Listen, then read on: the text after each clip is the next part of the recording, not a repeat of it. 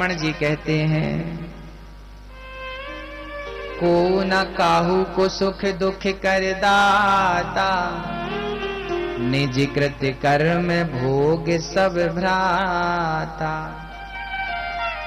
आप लोग सुन रहे हैं ना मेरी मां, केवल सुनिए मत, हृदय में पहुंचा लीजिए, बिठा लीजिए कि आप यदि रो रही हो तो जरा गंभीरता से विचार करना कि आपके इस दुख का कारण कौन है। कभी कभी ना हम दूसरों पर आरोप, तुम्हारे कारण, उसके कारण हम इतना कष्ट, उसके ना, आपके दुख का आप ही कारण होते हैं, ये आप याद रखिएगा। और आपके सुख के जिम्मेदार भी आप हैं। ईश्वर निर्णय करता, वो जज है, वो सही को सही और गलत को गलत ही ठहराता है। पितामह भीष्म जैसों को भी अपने कर्मों का फल भोगना पड़ा, हमें नहीं भोगना पड़ेगा क्या? बोलो मेरी मां, आप और हम बचेंगे क्या? हिसाब होगा पूरा जाते टाइम। अभी तो मौज करो, खाओ पियो सो। अभी भूले हो ना भगवान को, अभी राम तुम्हें याद नहीं आ रहा। जब पड़ेंगे डंडे यमराज के, तब लगेगा कि जो समय दिया था ईश्वर ने वो सोने में गवाया, वो समय भगवान के चिंतन में लगाया होता तो आज यमराज के डंडे ना खाने पड़ते, कोड़े ना खाने पड़ते। हाँ, समय कम बचा है। मनुष्य के कल्याण का साधन क्या है, ये प्रश्न पूछा है सौनक जी ने। मनुष्य के कल्याण का साधन श्रीमद् भागवत है। ईश्वर सगुण है या निर्गुण है, ये भी प्रश्न पूछा गया है। सगुण है या निर्गुण है?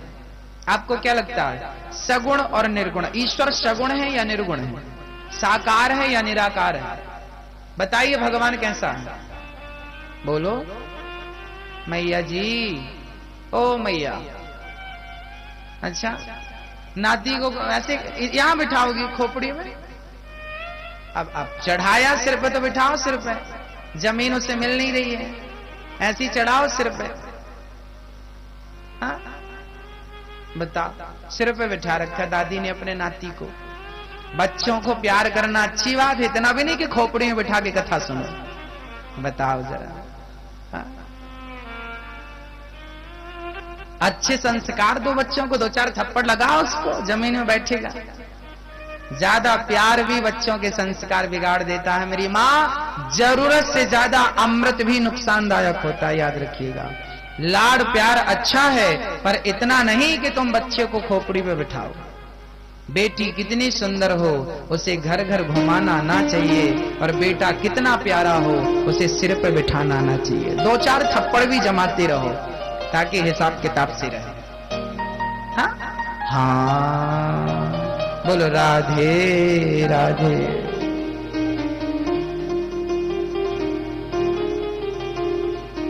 अब देखिए, श्री सूत जी महाराज कहते हैं, ईश्वर सगुण है या निर्गुण है?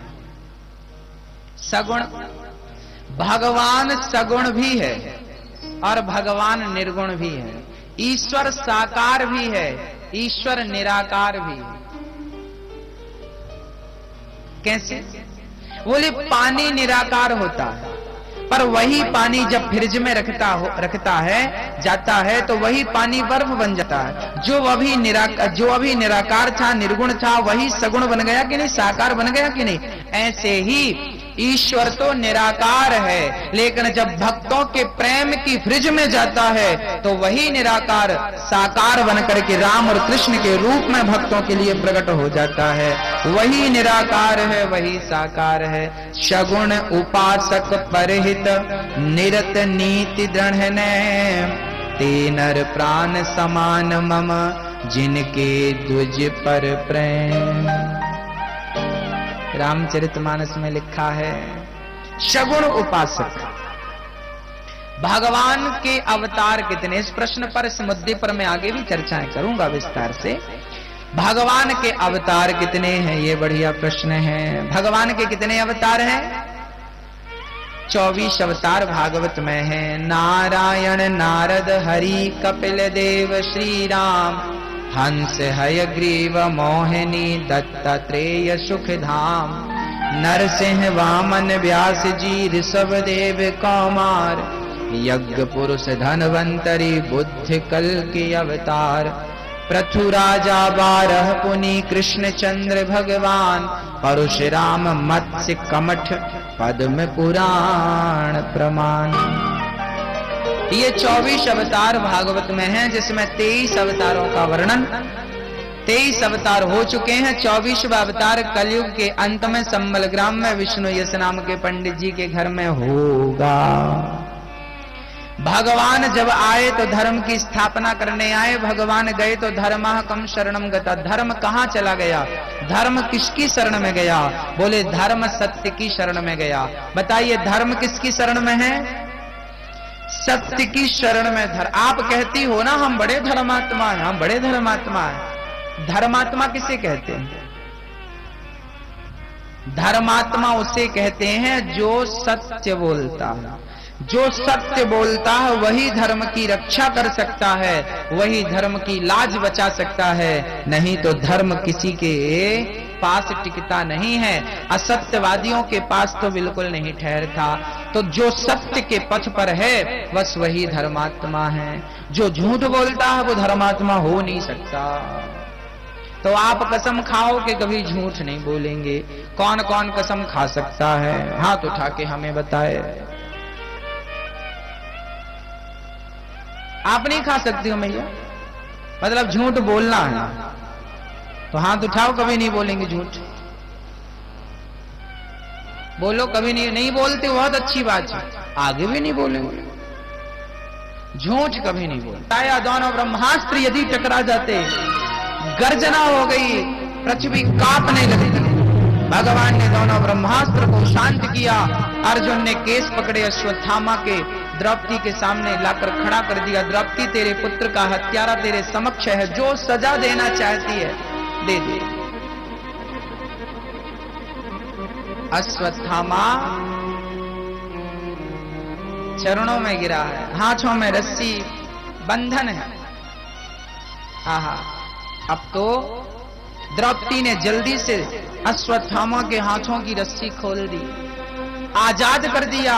जाओ अश्वत्थामा, मैं तुम्हें छोड़ती हूं। बताइए, जिस मां के बच्चे मर गए हों और मारने वाला हत्यारा सामने खड़ा हो, क्या मां ऐसे व्यक्ति पर दया करेगी? दया आएगी? हाँ या ना? नहीं ना। पर द्रौपदी दया करती है, क्योंकि दया धर्म का मूल है, पाप मूल अभिमान। तुलसी दया न छोड़िए, जब तक घट में प्राण। द्रौपदी कहती है मुझे बदला नहीं लेना, दया धर्म का मूल है। दया क्या है मेरी मां? दया धर्म की पहली सीढ़ी है। दया जरूरी है। आप यदि निर्दयी हो जाएंगे कैसे काम चलेगा? इसलिए कहता हूं, शरण में आए हुए को हमेशा क्षमा कर देना चाहिए। शरणागत कहूं जे तजहि, हित अनहित अनुमान, तेनर पावर पापमय तिनहि विलोकत हानि। अर्थात जो शरण में आए हुए को क्षमा नहीं करता, ऐसों को देखने से तिनहि विलोकत हान, इनको देखने से पाप लगता। इसलिए कभी भी शरण में आए हुए को क्षमा कर देना हमारा धर्म होना चाहिए। मैंने लाख गलती की हो, पर मैं आपके चरणों में आकर यदि गिर जाऊं और आपसे हाथ जोड़कर क्षमा मांग लूं, तो आपका धर्म है कि आप मुझे क्षमा करें। और यदि आपने मुझे क्षमा नहीं किया तो अब मेरे सारे पाप आपके अंदर चले गए, मैं पुण्यात्मा हो गया, आप पापी हो गए। ऐसा मैं नहीं कहता, शास्त्र आदेश करते हैं। इसे हाँ मैया कर लो पंचायत। मन नहीं लग रहा है?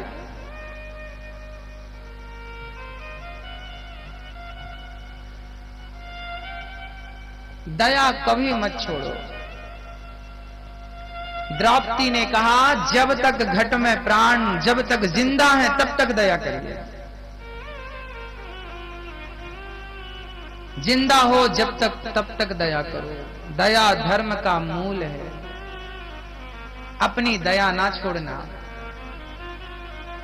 किसी का धक्का, हर बात पर ना लोग लड़ाई करना चाहते हैं, बात बात पे झगड़ा करना चाहते हैं। अपना स्वभाव बदलो, थोड़ा सा सहनशील बनो और दया का भाव रखो। गलतियां सबसे होती हैं, हमसे, आपसे। आपने गलती की है, हम क्षमा कर दें। हमने गलती की हो, आप क्षमा कर दें। भाई आपके हाथ में फोड़ा हो जाए तो समय पर फोड़ा भर जाता है कि नहीं? घाव समाप्त हो जाता है कि नहीं?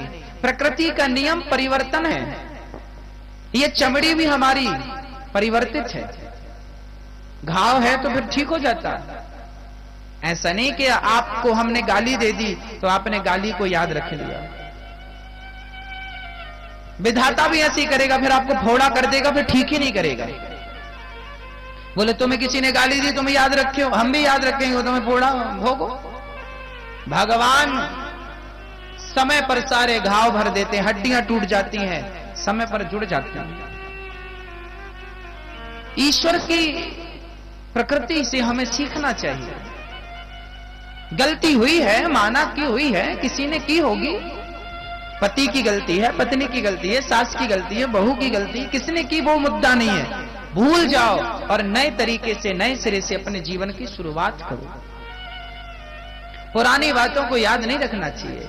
पुरानी बातें हमेशा दुख देती हैं, हमेशा तकलीफ देती हैं। ना तो भविष्य की ज्यादा चिंता हो, ना भूत का ज्यादा चिंतन हो। वर्तमान में भगवान के समीप रहो, जीवन में कभी कष्ट नहीं होगा। जिसका प्रेजेंट, जिसका वर्तमान अच्छा होता है उसका भविष्य अच्छा होता है। जिसका वर्तमान बिगड़ता है उसका भविष्य बिगड़ता है।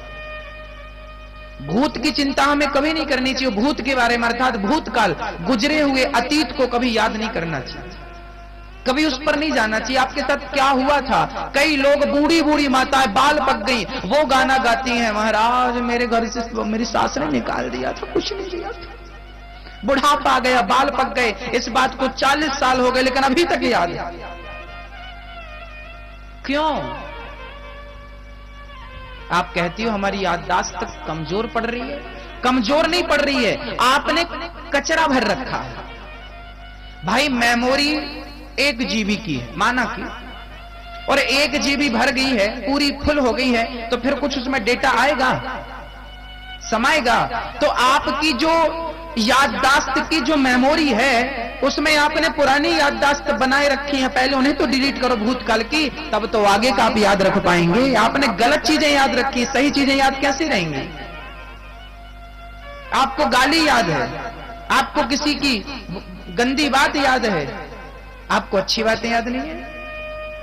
मैं कथा सुनाता हूं 3 घंटे, इसमें से कुछ बातें आपको भूल जाती हैं, कुछ ही याद है। 1% याद रहता है, 99% आपको भूल जाता है। लेकिन सास की गाली 20 साल पुरानी अभी तक याद होगी आपको, क्योंकि आप हो ही ऐसे।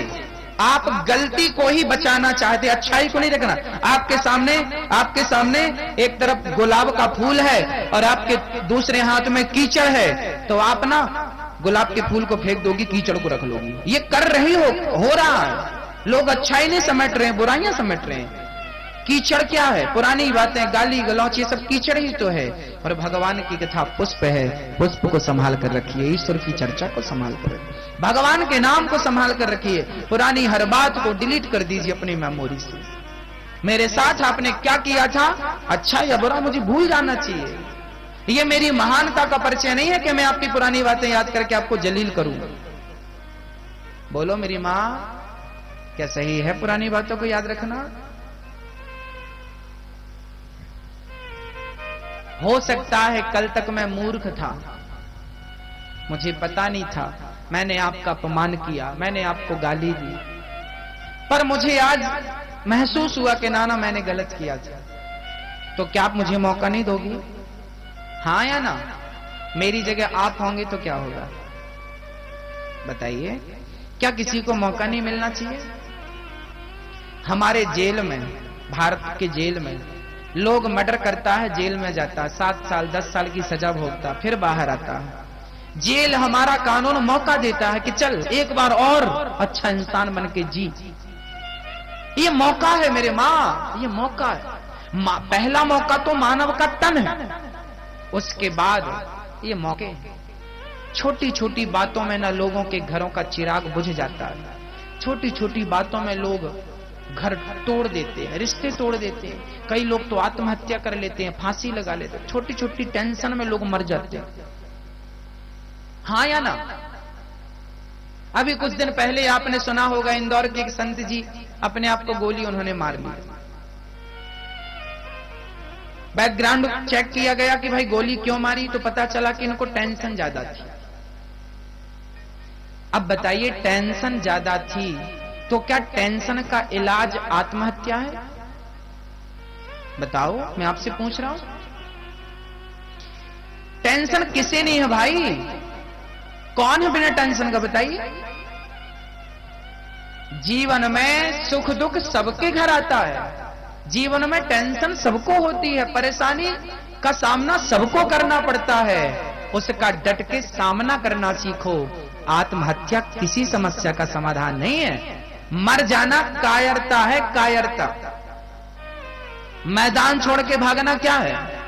फांसी लगाना, जहर खाना, मर जाना। हाँ, गलत है। कभी आत्महत्या मत करना। आत्महत्या का विचार आए तो ये सबसे घटिया विचार है। आत्महत्या नहीं, ईश्वर ने कितना बढ़िया समय दिया है। टेंशन है, अरे हंस करके मुस्कुरा करके उस टेंशन का समाधान ढूंढो। उनके पास करोड़ों की प्रॉपर्टी थी, जिन्होंने गोली मारी। करोड़ों की, अरबों की, करोड़ों नहीं कहता मैं, अरबों कहता हूं। अरबों की प्रॉपर्टी थी। और महू का एक गरीब आदमी, रिक्शा वाला, वो सुबह खाता है तो शाम की व्यवस्था नहीं होती उसके घर पे। जिसके पास अरबों की संपत्ति थी उसने गोली मार ली, तो ये गरीब आदमी, बताओ ये बेहतर है कि नहीं? मेरी मां, मैं किसी को अच्छा किसी को बुरा नहीं कहता, मैं केवल एक कंपेयर कर रहा हूं कि टेंशन तो रिक्शा वाले को भी होती है। टेंशन तो गरीब से गरीब आदमी को भी होती है। चिंताएं घर में, घर के मुद्दे सबके घर में है। इसका अर्थ ये नहीं कि आप गोली मार लो, फांसी पर लटक जाओ। हर चुनौती का डटकर सामना करना सीखो। अपने आप को इतना मजबूत बनाओ, जब सारे रास्ते बंद हो जाएं, जब सारे लोग नाता तोड़ दें, उस हाल में भी अपने आध्यात्म को, अपने चिंतन को बरकरार रखिएगा। वही आपका अकेले में साथी बनेगा।